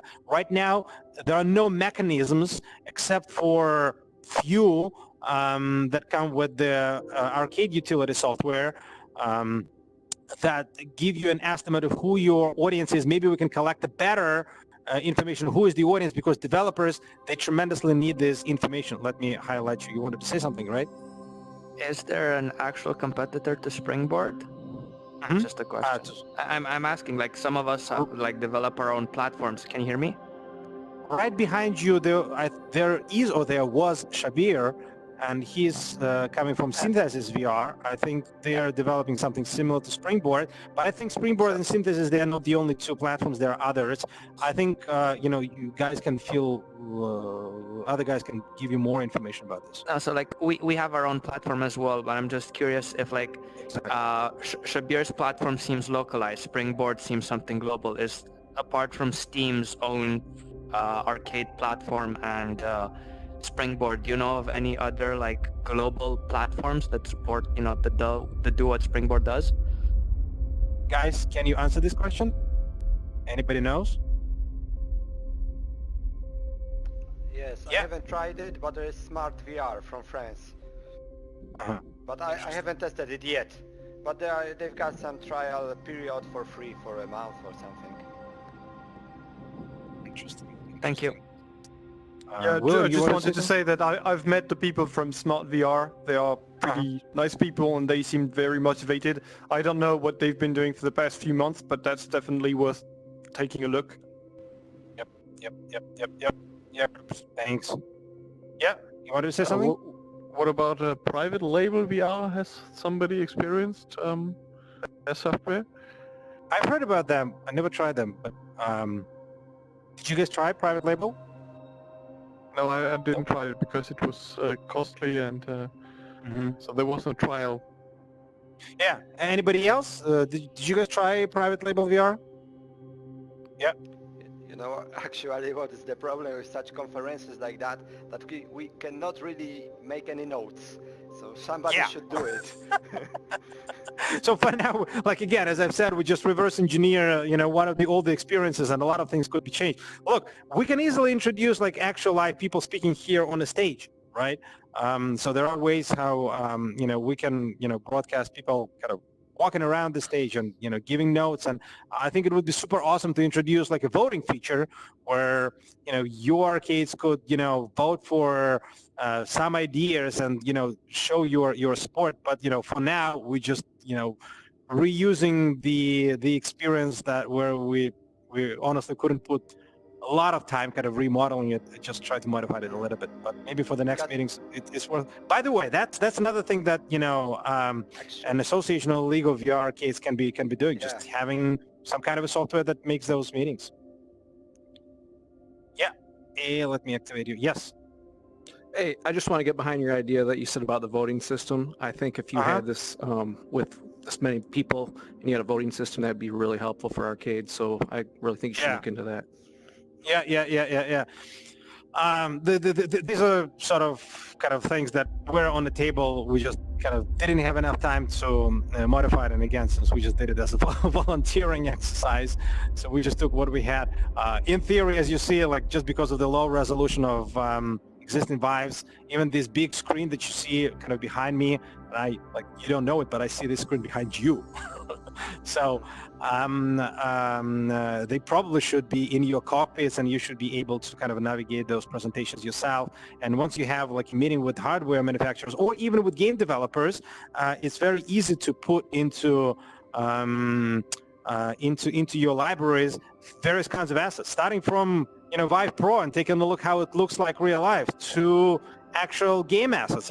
Somebody created a character and he comes to the presentation and says, hey, in our game you're going to be seeing this particular monster with the laser saber or whatever, and you can open it in in your library. There is, of course, a way to show like a bigger stuff like that, you know, right above you, so you can really use like a better level of a presentation for various kinds of content that you can, you know, bring into experiences like this. Any other questions, guys? Any other comments? So having a oh, yeah, that's a good point. I don't even see your question mark just because my screen is right behind you and you're on the white. So what your question mark is white. All That's the way why I in the haven't back. seen it. Can you hear? You can hear Yes, me all right? yes. Go ahead. Okay, I don't really know how to format my question, but so I'm an arcade owner in Chicago, and I have a basic idea about it's not a video game, but a video that has a holiday theme. Yeah. And so it would kind of be universal to, you know, all arcade owners. So I spoke with one developer. They gave me a price of about $6,000.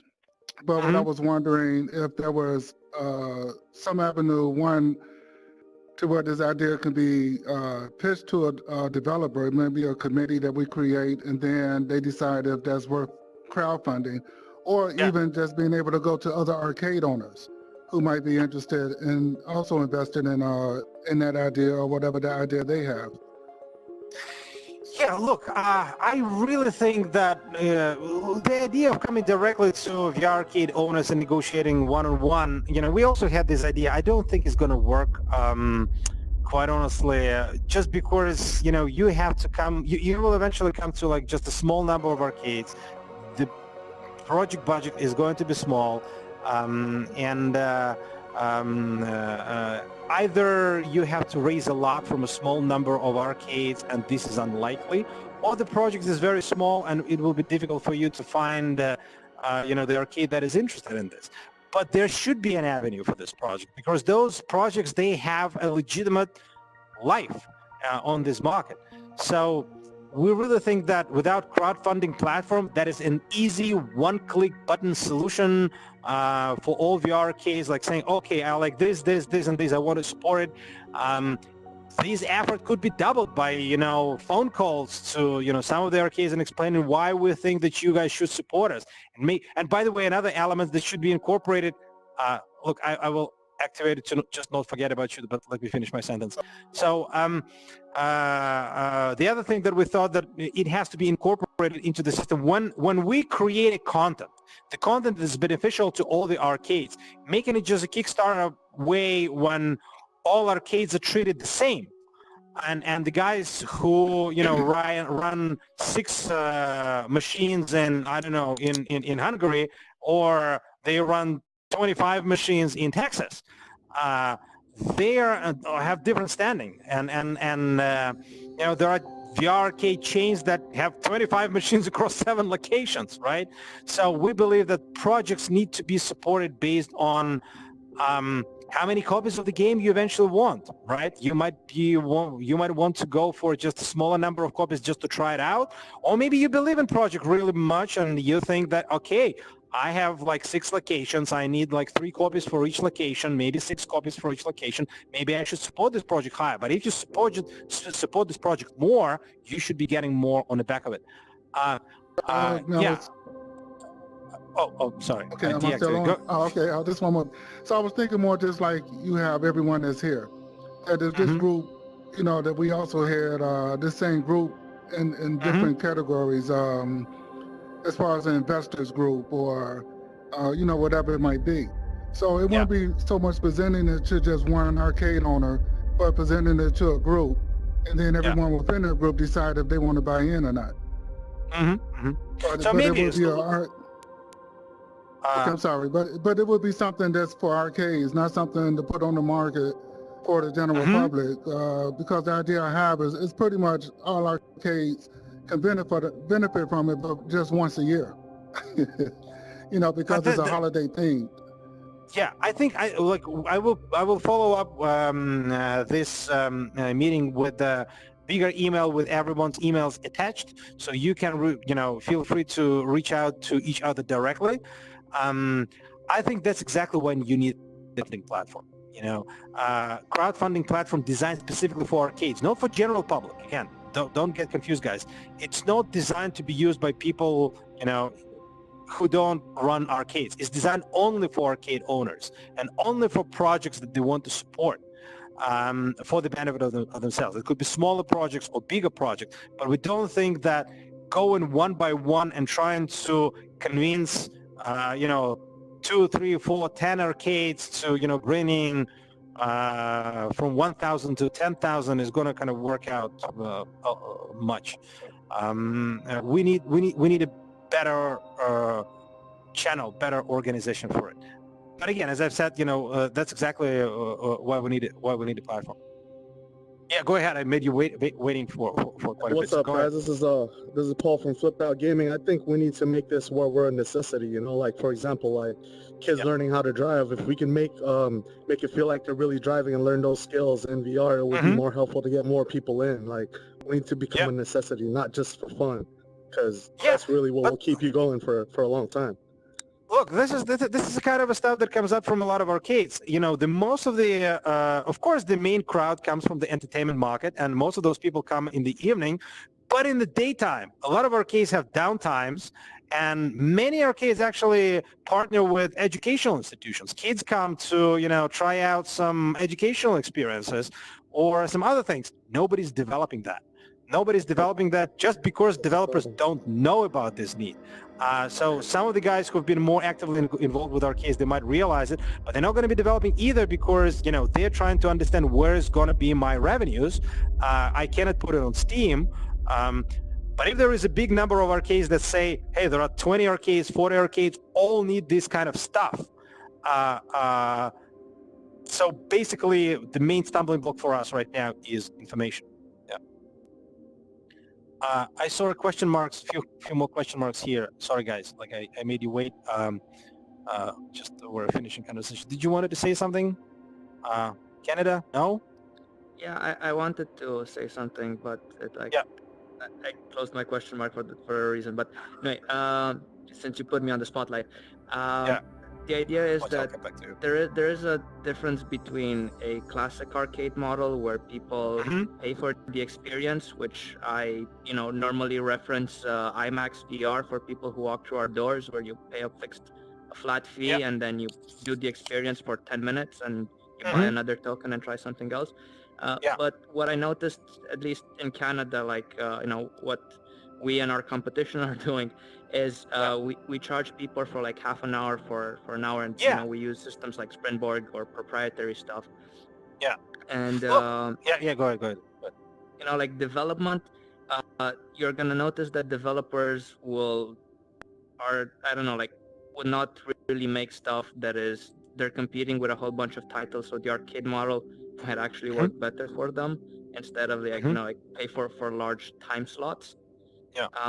And I don't know if anyone else spoke to creators of the guys at Ubisoft for Star Trek VR, or has spoken for Rick and Morty, or large IPs which the consumer knows.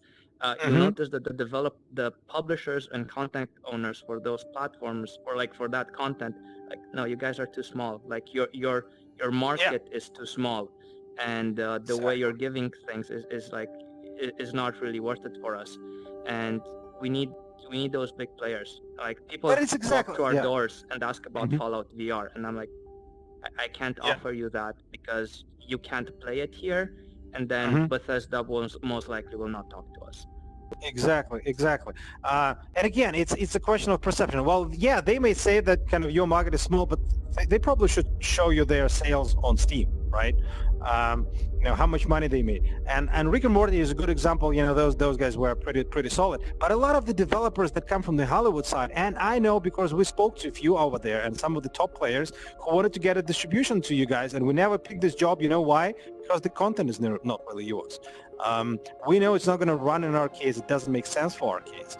And the reason the content is wrong, they have no idea how you operate. That's, by the way, one of the reasons why we eventually didn't call IMAX VR to this meeting, even though they're one of the prominent location-based VR centers. their type of a business, we believe, is different, and their challenges, they're different from you guys. They have a lot of visibility. They have internal funding. They have their big, fancy fund, and they create, some kind of content for themselves. They don't necessarily need organization. You keep on mentioning your competition. You're probably in a very unique position when you're one of few ones who have competition. Most of the people here probably don't have competition because it's one, maximum 2 spots per town, per city. You guys a bigger one, and that's why you're sort of competing. We think that we're probably not that much in a competition right now between various arcades. And even where there are competing interests, there are rules that we can develop to accommodate them. So, for example, if we run a tournament, then there could be a way how you decide on the city or decide on your overall participation in the tournament. Eventually, there will be competition between the arcades, and of course, there will be more and more people opening locations. Here in New York, we have probably 4 places. I don't think they feel themselves that they're competing necessarily with each other. There is a little bit of that, but I think right now a more important thing is getting the market know how big the market of VR arcades is. Yeah, thanks. Monty, you want to say something? Yeah. Can you hear me? Yes. Okay, great. Just a short advice for all the people that develop here the content. We basically, before the VR, making the money from ads and PR events that can brand the inside of the content, which is very, very important for us. That's why we can take more money for events and stuff, or people that come into our venue. So we try to do it with a few of the guys here that's sitting here. And I can tell you that we have a good experience with Richard's Plank, that we try to charge the client, and they very happy with it. And that's something that can raise the incomes, and it's very, very important. Interesting point. That's super nice. Not many developers know that. Let me go further. Thanks. Yeah, you want to say something? Yeah, hi, I had a question. It's concerning the VR arcades that aren't paying their commercial fees on the games. We have been against many of them, and nothing is actually done. Will the association take a position on that, or will Springboard take a position on that? Do you know? Because we're having problems right now with the illegal VR arcades that are opening up and offering every single game because they get it either for free or for $5 while we're here paying our commercial fees. I think association that is specifically focused on VR arcades or a league of commercial league of VR arcades is definitely a place that should tackle this issue, but it shouldn't. Me as a developer coming into this, and I should I'm definitely sharing a lot of the points that you mentioned. But as a media person, I also understand there has to be the right business model, right? We need to find a better solution. On one hand, VR association will be effective in imposing those rules if there is enough benefit that comes back from this association in terms of I would say tournaments first, and maybe like crowdfunding projects and access to exclusivity, exclusive content is the second big thing that VR arcades could be interested in. If they become a member of association, they will be in a way abiding by their rules, and there will be more ways to control that. I'm speaking about this hypothetically. I'm actually you as well. But if you want to kind of step in, feel free to correct me. There is an association, there is a body based in the States, of which Sergios is part of which I believe Control V in Canada is part of, that does, give a location a badge of honor saying, hey, these guys pay licensing fees or have a contract with all content providers, but that is an opt-in service. So the idea is like if a location does not wish to disclose that information with the regulatory body, it can still operate with shady content. I mean shady content, basically consumer licensed content instead of commercial licensed content. Look, guys, if you ask me, and by no means my opinion is representative of the market, and I know many developers will kind of disagree with this viewpoint, but I really think that both VR arcades and developers need to find some kind of a business, some kind of a model where developers participate and revenues. Same way it works between film production companies and movie theaters, right? Movie theaters, they don't buy movies from, as I said, Paramount or Universal. That's why they don't pirate it, right? It's Universal's interest to make sure as many locations are running this content as possible. And it's not the job of the arcade owners to decide which content is going to be the next big thing. I believe if there is the right model where developers participate on the back of the revenues in VR arcades from the content, on the one hand, it will increase revenues for the developers. Make it more sustainable. On the other hand, since VR arcades won't be needing to carry all those upfront expenses, or at least not at that level, it'll just largely remove the issue of piracy, quite honest. But this is my opinion, and there'll be other ways of dealing with this. Let me kind of... You wanted to say something on the back, right? Did you? Oh, okay. Quick question. Is there some type of association for developers? For instance, because there's scams in everything you do. And I think the guys... Yeah. Oh, go ahead. I think the guys in Canada, they mentioned that their association, it basically includes both, like all kinds of VR businesses, the developers and VR arcades, and that might be, one of good examples for it. So would there be something to say like this is a trusted developer, so someone who's been vetted through their association or organization, to where I know if I get a developer out of that particular group, then I know I have someone that's going to do the work. Exactly. Well, again, I'm not the last authority on this one, and it's difficult to kind of be judgmental here. I don't think that just kind of indicating it with badges or just some kind of a marks is a solution that will have a satisfactory marketing effect.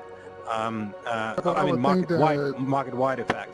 So there needs to be a business model that accommodates that rightly accommodates for the interests of developers and interests of VR arcades, and finds a common ground where you don't need to pirate stuff. And the same thing the other way around. Yeah. Yeah. Go ahead. Yeah, sorry, I just have a quick question for the arcade owners here. As a developer who's kind of discovering this market of arcades, I was wondering what you prefer between paying for the time spent on a game on each station, or having a long-term license that allows you to use it as long as you want for, I don't know, a year or two or something like that. Yeah, guys, do you have opinions on this? Yeah, go ahead. Of course. So the idea is first, we don't know how the public will react to your title. So obviously we would prefer a revenue sharing model where you would, the pay per minute model, because that ensures like, hey, if we're both making money, right? Yes. If we pay a premium for, like a quality title, but no one's really interested in it. So like, think like strategy games in VR, like they're cool. I'm an RTS fan, but who would, pay a whole bunch of money to spend an hour in VR and then spend half of that time learning an RTS? Like you have to have a very dedicated person. like yeah, I also think I also think that some kind of a back-end participation is the right way to go. But on the one hand, first of all, you would need to have the right technology embedded into the content, either into the client of the game itself, or into the software arcade management software like Springboard or Synthesis or others that make you track all the playtime, and make sure it also allows to track the playtime in offline mode, because there are a bunch of arcades also, they take the equipment offline and go to places, and they still need to show the content, especially like this is true for educational content. When you want to bring equipment to school and make some kind of a day, you need to provide this possibility to the arcades on the one hand. On the other hand, you have to account for the use of the content, and of course, the more money arcade has collected from a consumer, the more money should a developer receive. But it also has to be an understanding that it's probably going to be a somewhat bigger amount eventually at the end of the day than if they were receiving the money up front. So you don't need to pay them to pay the developer in the beginning, but then eventually, once kind of the game is played and you don't have the cost upfront costs, eventually they should be having a back-end participation in the way how a movie studio does. That is also one of the main problems for us as developers, is that we are afraid that we might not have a proper way of being sure that the time you spend using our game is going to be accounted for, and that makes us very nervous for making any kind of content, of new content. Yeah, and I can add here, they're investors, or if they had like investors into the game, they would be worried more than they are.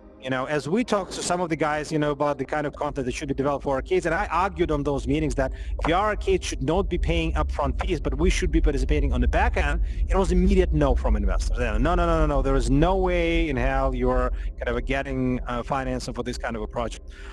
So this just doesn't happen unless we kind of show in the market that it works and that it's okay to rely on arcades for the revenues.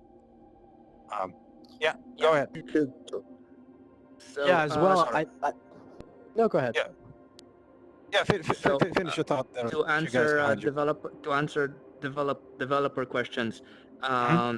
So one thing is releasing your product on Steam ensures that whatever client installs it, like Steam does its own time tracking, and you can track it to that.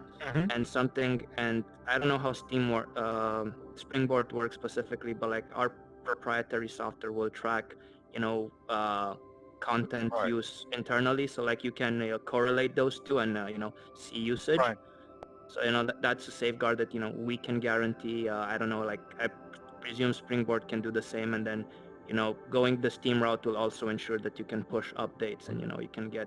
So maybe we can bring some level of standardization or use some kind of a unified solution for tracking among Springboard, among proprietary platforms. If we have a kind of an association between VR arcades, and this association imposes this particular tracking solution, let's say yours. You guys developed one and it works, and we know it works.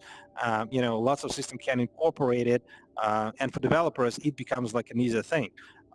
So smaller things like that could jumpstart the market quite significantly. If you just bring the correct information to the investor or to the development team that hey, that works and that's trackable. Yeah, guys, in the back rows, go ahead. You are activated, so feel free to leave your comments. Yeah, so I mean the major point that the developer was making, I think, is really important.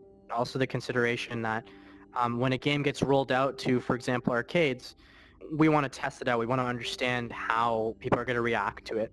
And then we're going to have that data over a few months. And then at that point, we may actually want to renegotiate. We may want to say, okay, actually this game is a real hit. It's doing really well. We know the target market for it. We know how customers interact with it.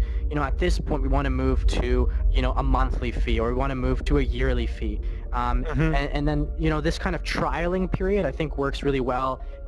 You know, even in general, I think arcades find that we need like a few days, you know, 30 days to test things out, to find out what's going on with it. So I think that's also a consideration that developers should make as well. Yeah, good point. William, you wanted to respond something? Yeah, I just wanted to say that that's a very interesting idea. So would you guys think it would be more interesting for the games you get if you could have, I don't know, a free trial period of, I don't know, a month or two, and then would you be more inclined to go, yes, as you said, for paying for 6 months, 1 year, 2 years, I don't know, depending on how you feel about the game? In my opinion, yes, because I think one good example, Quiver, for example, gave this free demo out, right? And what that was able to do is, you know, this entire game is based on this mechanic of archery. And, you know, we can easily tell from just that demo how easy it is for a customer to come in and learn, and how fun it is to learn that mechanic and shoot a few things with it. And if we're expecting a customer to use this game for 15 minutes, then that's going to be actually the major piece that matters, is that the mechanic works well, that there's some levels that they can shoot, there's some level upping. So, you know, these kind of elements are things we can easily test out and know even just from the initial. And then at that point, it becomes a matter of, you know, if we're signing a 1-year deal or a 2-year deal with a gaming company, we want to know that, for example, there's going to be collaborative marketing, that we'll be able to market this together. You know, this arcade is using this game. Oh, this is the company where we work with. And you know, content is shared for websites and videos. And then these games can really be a hit. And I think that kind of collaboration with developers is really ideal for arcades. Okay, yeah. Good to know. Cool. You had another comment? Something? No? I was gonna say, yeah, like just because go ahead. We'll have more available options for people to try whatever they like, and you get paid if they pick your game. So it would be we mostly need advertising for VR, because people still don't know what I'm selling. Kids don't even know it exists. There's nothing on the market for us, like in the main. Like you guys were saying, we should focus on advertising for the arcades in general. Yeah. I think that this kind of issues we can resolve only all together, mostly through the arcade effort, and wherever developers can help, you know, they should be helping. Okay, guys. Wow, that's cool. That's a lot of interesting ideas. Taking notes would be, you know, a good addition to this software, but I'll be summarizing everything that I remember from this conversation and following up with all of you after it. Let me just, you know, quickly go to the last slide of sharing best practices. These are some of the questions that you guys have submitted. If anyone wants to kind of bring up one of those issues and you know, say a few words, because I know we've been kind of talking for quite a long time today already, and people are already tired. This is basically the last thing. If you want to discuss some of those points, please go ahead. So yeah, you wanted to say something. You were talking about taking notes. I was recording the whole thing, so I can share it later for notes. Perfect. Please do so. That's extremely helpful. That's extremely helpful. By the way, it also shows to us how stable the experience is from the other side. Yep. Thanks a lot for this. So let me really quickly go through the questions. Entertaining large groups of people. This is the question from Belgium. For VR keys that have a lot of you know, vibes, this is surely like a straightforward solution. But for smaller places where you know, people don't have that many vibes, this is one of the areas where, you know, games can be probably designed in a way that accommodate for bigger teams. In-game language barriers and control of cursing and poor conduct. We believe, again, that comes as a function of game development, where those things have to be thought through. And by the way, from my experience, this is VR arcades. They are having an advantage in terms of this point of controlling poor behavior and poor conduct in the games over online market. You see, companies like VR Chat and, other places that organize, meeting spaces for people in VR. They're complaining that people are behaving not nicely. The uniqueness of the VR Arcade network, but only if it operates as a network, is the fact that on the one hand, you implement a lot of internal tools how to control bad behavior. Some of you try to, for example, throw a planet at me. You might notice there is a little bit of a bubble going around me, and when you throw stuff at me, it just gently directs to a different direction. You don't even really notice that. But that was one of the crowd control things that we introduced in this experience, where the presenter was talking about like high matter and galaxies and collisions of objects, and everybody was throwing stuff at him. Right now it's difficult to hit me, but you can do so if you just hold the planet and physically pull it into my bubble. Although I can take your objects and pull to myself. So there are program solutions that you can include into the into the software to control crowds of people. But the advantage of arcades is that you guys are there. You guys control the crowd on the other side, and we can have games and we can organize meetings much more efficiently and in a much better, more polite, more controlled environment, just because there are software elements and there are physically people in the arcade that can see that, hey, somebody is like just flaming in the experience, and you can stop that, guys. So I think that's one of the advantages of the VR arcades. Piracy we have discussed. Opportunities with free roam equipment and content. I think we can probably discuss it maybe in a separate conversation, because that's a big topic. It's not relevant to most of you, but it's a very interesting topic, and you see that equipment is developing in this direction. But again, honestly speaking, from the side of the developer, whenever you go in direction of the Void, whenever you go in direction of zero latency and other guys like that, we tremendously respect what they do, and they create super nice experiences. But do you see developers creating content for them? No, because there are just few locations. You cannot really kind of monetize your content really well through kind of this distribution channel. And these guys are different from regular arcades. The fact that you guys have a generic equipment that is not free roam equipment, that the same equipment across every arcade, that's a major advantage, whether kind of it is seen by market or not. One of the reasons why this element is not particularly widely used is, again, the lack of visibility, the lack of widespread cooperation between the arcades. But imagine a situation where a movie theater, besides having just a chair, they also have like smoke, shaking ground, and all other special effects. How many movies would have been developed for this particular format? Just a few, right? But once you have a generic setup, once you have a simple but very repetitive and very similar setup, it opens up development opportunities quite significantly. So guys, please, when you go for free roam equipment and content like that, please do so if you see it works for your experiences, but don't forget about generic stuff, because generic stuff is where your content will come from. Different business models, I think it's a big conversation, and we touched it a little bit. Supplementary services, we probably have to discuss it in the next meeting, because that's also kind of a big topic. And we touched the future a little bit in the beginning of this conversation. Again, from our perspective, you guys are right now in a very nice spot. You're growing faster than the core markets of Vive and Oculus. Your audience will be bigger by summer, definitely. We all need to get organized, and we have one easy touch point for developers, for investors, for people who need information. So let's try to get organized. I will follow this meeting with an email to everybody. I will put some minutes, what we have discussed. Please send me the link to the video to rewatch the experience and see, make sure I remember everything. And thank you for all the help. Thank you guys for coming. I think that's it's the beginning of some cooperation, and we should have done it long time ago, quite honestly. But long time ago, there were not so many of you.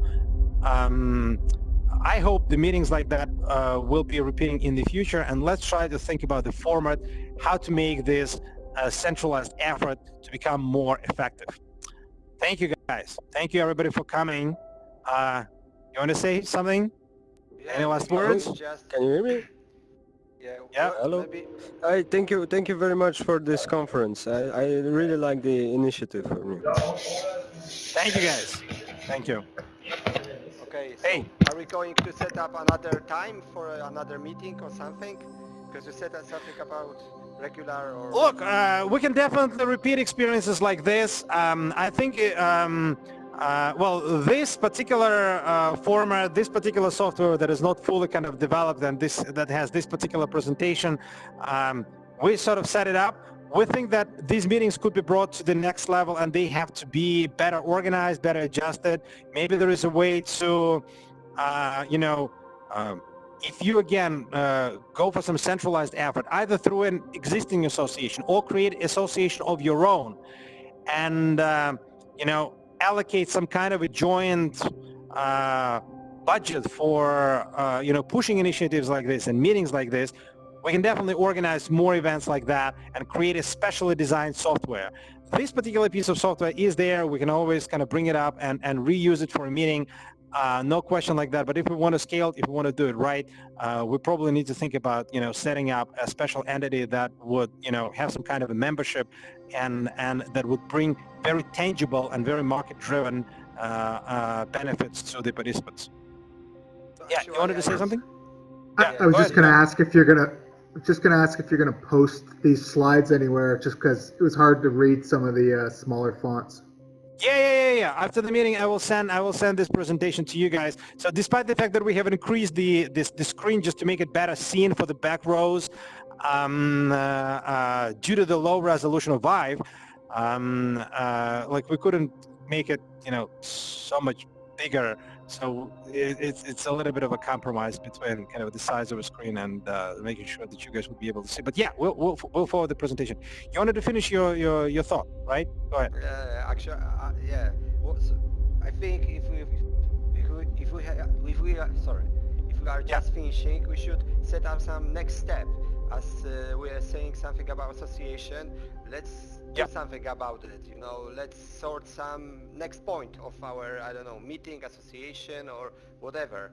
Because we all know that communication is lack of communication between all of us or among all of us. It's a problem. So we should set up something. So let's do some appointment or whatever. Just set up next step. You've got any ideas about that, or anybody has any idea about that? So my idea is the following. I will follow up with the notes, and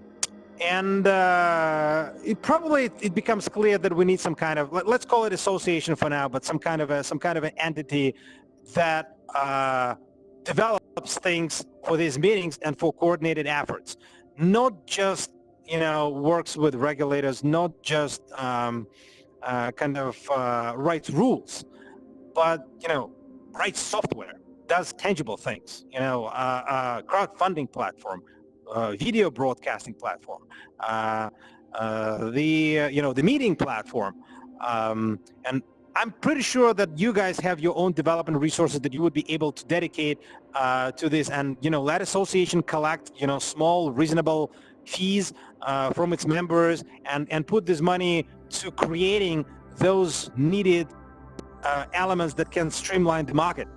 And if it can be done through already existing associations, let it be so.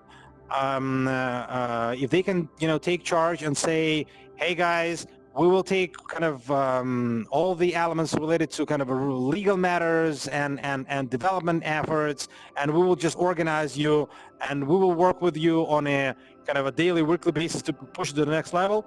That might be an opportunity. Right now, I would say the main decision is, do the arcades need to create their own association specifically dedicated to these tangible, very tangible issues that we have discussed, or there is a channel through which we can which can do those things, you know. And I understand it might go a little bit beyond what kind of other associations have been doing so far. And trust me, we're not in business of building associations. It's there've been already enough of them, but somebody has to do the job. Somebody has to write the software, and somebody has to come to all the VR centers and say, hey, we need this piece on the market. We need crowdfunding platform. It's going to cost, I don't know, $4,000. You know, if $4,000, let's split it like into 40 arcades, or I don't know, 80 arcades, and see how much it is, and boom, you get a crowdfunding platform. It's a sensible, I think, contribution from everyone, and design in a way that VR arcades can benefit from it directly and immediately. And boy, it will excite developers. There's no question about that. If existing associations can do that, that would be super fantastic. If not, let's go ahead and do association. You know, somebody from this team can go ahead and lead this process. If nobody can, we can lead this process. No question. But we need this channel. I can tell from the development side, we are really facing a wall of not understanding this market. Whenever you start developing content, you bring it to traditional investors, and you start talking about VR arcades, this topic loses to other topics like, hey, why not we just develop a regular video game for just a regular video game market, right? And there are a lot of unknowns, and there are a lot of ifs. So unless there is a face to this market, things won't happen. Yeah, go ahead. I want to thank you for putting this whole thing together, getting the group together. I got a question for the group that I think is on everybody's mind. Has anybody successfully negotiated a arcade license with Oculus Rift? That's a good question. I think, yeah, go ahead. I would like to point out that Oculus launched its commercial licensing as of October last year, and most places have already been established at this point. Yeah. So, like, Terms use of of services Oculus in a do state commercial you do not have settings. arcade usage. Sorry? Yeah. Say again, sorry? I was just saying the terms of service specifically state that you cannot use it for arcade usage. It says you got to obtain a separate license. It still says? Oh, that's interesting. Well, I can say that, you know, we have a pretty good connection with the Oculus team, and we've been talking to them about the arcades long before this whole kind of, maybe it was 2016, 2016. They were very much anti-arcade. They were really not in this direction, you know, not thinking that it's kind of counter their strategy or something. So quite honestly, we never thought of them as really arcade player. Recently, they've introduced this commercial use license. As you rightly point out, they probably introduced it more with an idea of, you know, putting into companies and corporations, and, you know, for you know, company use, corporate use, like BMW is having like a small internal lab that uses VR to develop new, you know, models of BMW. But quite honestly, I don't really understand this whole business behind that, because, you know, how many devices you can sell there? Not much. Maybe in terms of like exciting the market and showing what can be done in VR, probably.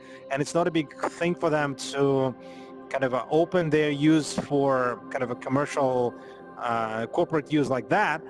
But with arcades, for a long time, they really didn't have arcades on their mind. I doubt that has been changing, because it's still the same people there. Okay, thank you. Yeah. Okay, any more points? That's it. Thank you, guys. Again, thank you very much for coming. As you said, you know, we have to set up the next steps. As I've said, the next step from us as a volunteer to organize this will be to summarize everything that we have discussed and to put forward few propositions in terms of kind of what should be developed for VR arcades, and what a central entity like association should do.